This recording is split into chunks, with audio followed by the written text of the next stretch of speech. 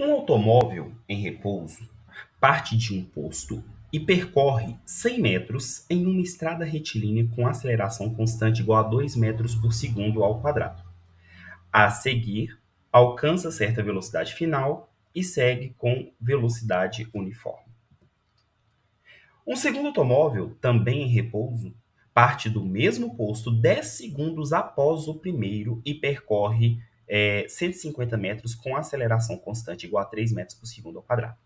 A seguir, alcança certa velocidade final e segue ao longo da estrada com velocidade uniforme. Em determinado ponto da estrada, o segundo automóvel alcança o primeiro. A distância desse ponto ao posto em metros é igual a... Então, a primeira coisa que a gente vai fazer é entender o problema. Existe aqui, então, um posto,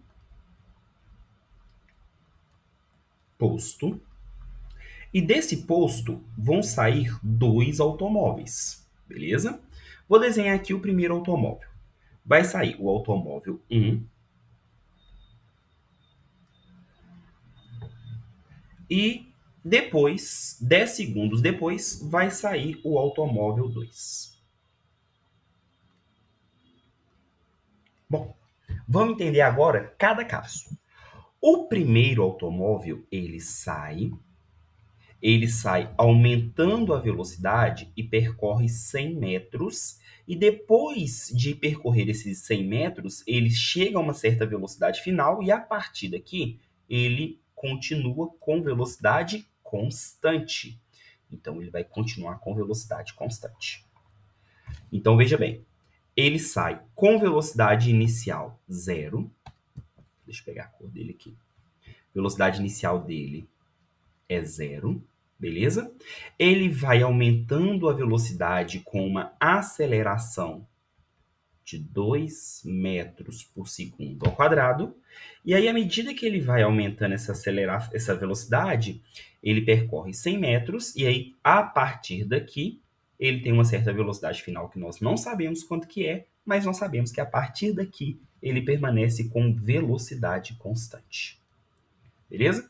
Um outro detalhe também que o exercício informa é que, enquanto ele acelera em movimento uniformemente variado, ele percorre uma distância de 100 metros.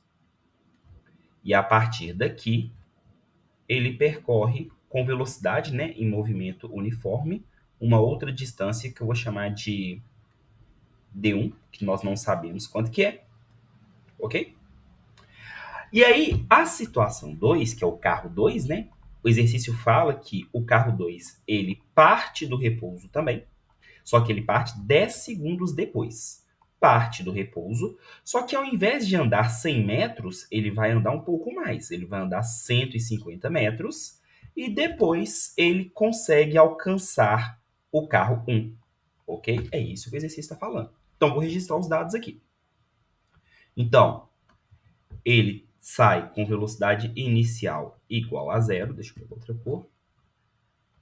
Então, velocidade inicial aqui é 0. Ele sai com uma aceleração de 3 metros por segundo ao quadrado. E ele vai chegar a uma certa velocidade final, né, que eu vou chamar de V2, que nós não sabemos quanto que é. Mas a partir daqui, ele permanece com velocidade constante, que eu estou chamando aqui de V2. Aqui, para não dar confusão, eu vou chamar de velocidade final 1. Velocidade final 1. Beleza? Uma outra informação importante, né, é que enquanto ele acelera, ele percorre uma distância de 150 metros e depois disso, ele vai percorrer uma outra distância em movimento uniforme, que eu vou chamar de D2, que nós também não sabemos quanto que é. Beleza? Aqui, movimento uniformemente variado. Então, basicamente, é isso que o exercício fala. E o que ele pergunta? Ele pergunta qual que é a distância do posto até onde o segundo motorista alcança o primeiro. Ele quer saber justamente qual que é essa distância.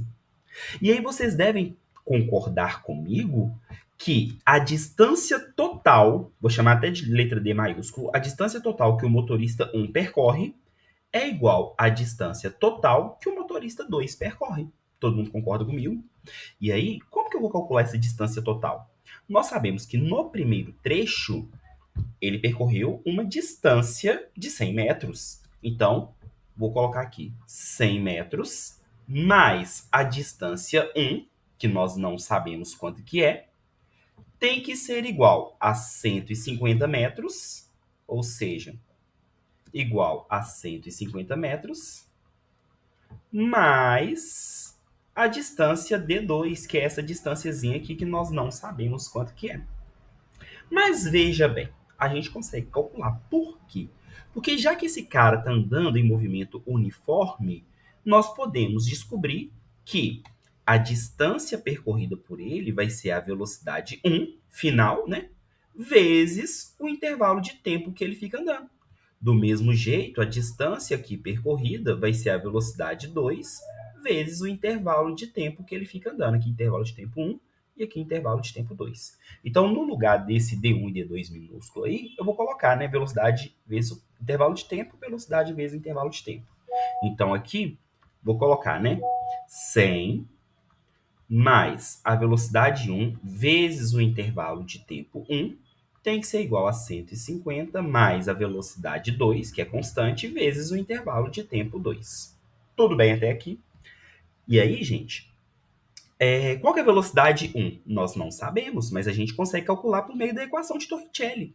Veja bem, eu sei que ele sai da velocidade inicial 0.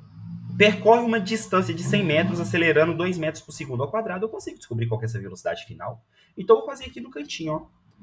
Velocidade final ao quadrado é igual a velocidade inicial ao quadrado mais 2 vezes a aceleração vezes a distância percorrida. Então, a velocidade final ao quadrado é igual a 0 ao quadrado mais 2 vezes a aceleração aqui, ó, que é 2, vezes a distância que ele percorreu enquanto ele estava acelerando, que é 100. Fazendo a continha aqui, nós vamos achar 400, portanto, a raiz de 400 vai ser 20 metros por segundo. Então, já descobrimos aqui qual que é a velocidade 1, que vale 20 metros por segundo, e a partir daqui, ele continua com 20 metros por segundo. Beleza? A mesma coisa eu vou fazer para o veículo 2. Então, vou pegar aqui a canetinha e vou usar a equação de Torricelli. Velocidade final ao quadrado é igual à velocidade inicial ao quadrado, mais 2 vezes a aceleração vezes a distância percorrida. Então, vai ficar 0 ao quadrado mais 2, só que agora a aceleração é 3. Então, vezes 3. E qual a distância que ele percorreu acelerando? 150 metros. Então, fica a velocidade final ao quadrado é igual a 0. E aí, 2 vezes 3 vai dar 6. 6 vezes 150 vai dar 900. Então, a raiz de 900, 30 metros por segundo. Então, esse cara ele chega a uma velocidade de 30 metros por segundo e a partir daqui ele permanece com velocidade constante. Então, eu consigo já substituir as velocidades ali, ok?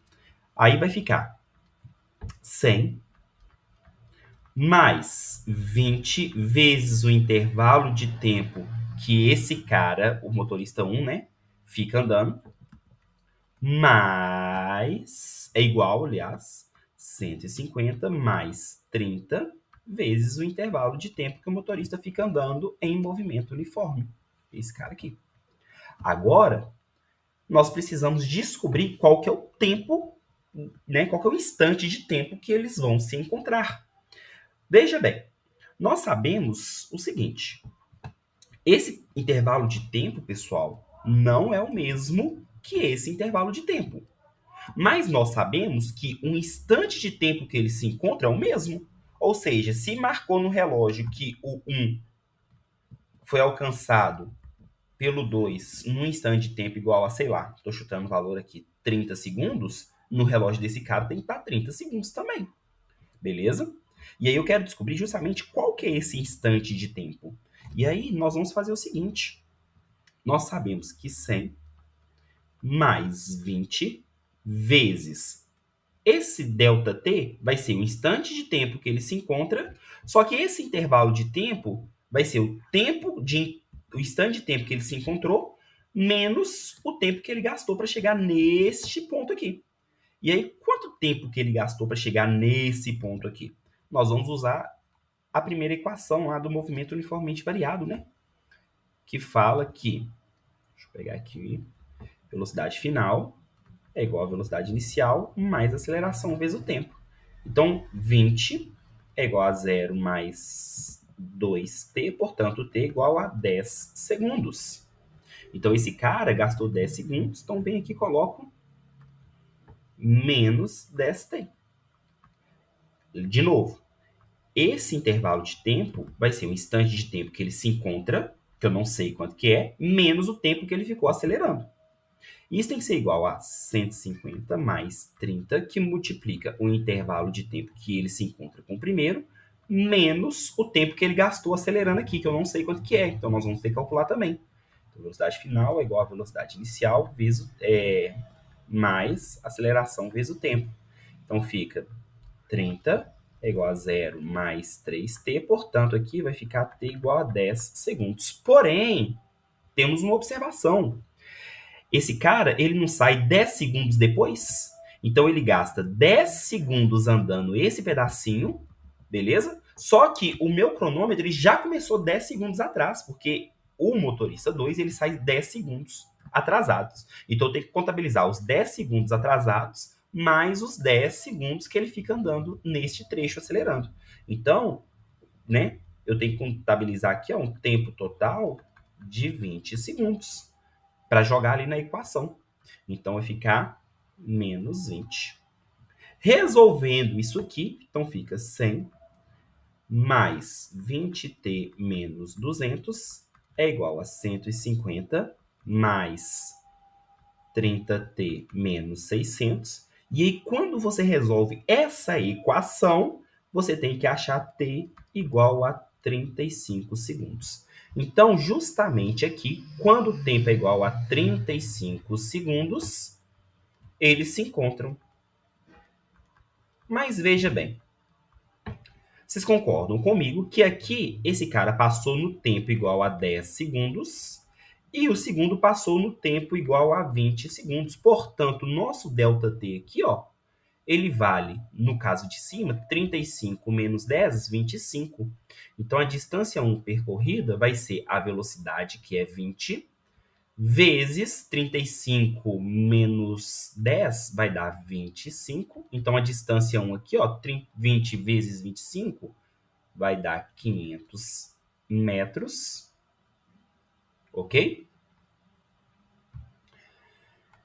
E aqui, a distância 2 vai ser 30 vezes o intervalo de tempo 2. 35 menos 20 vai dar 15. E aí, você fazendo aí, vai dar 450 metros. Ok? Bom, descobri então a distância total de cada um. Beleza? E aí, basta somar. Se esse cara andou 500 metros em movimento uniforme, mais 100 metros, a distância total foi de 600 metros. Agora, esse cara andou 450 metros em movimento uniforme, mais 150 metros acelerando, a distância total foi de 600 metros. Ou seja, a distância total de cada um é de 600 metros. Então, a alternativa correta aí vai ser a alternativa letra C, de casa. Beleza, pessoal?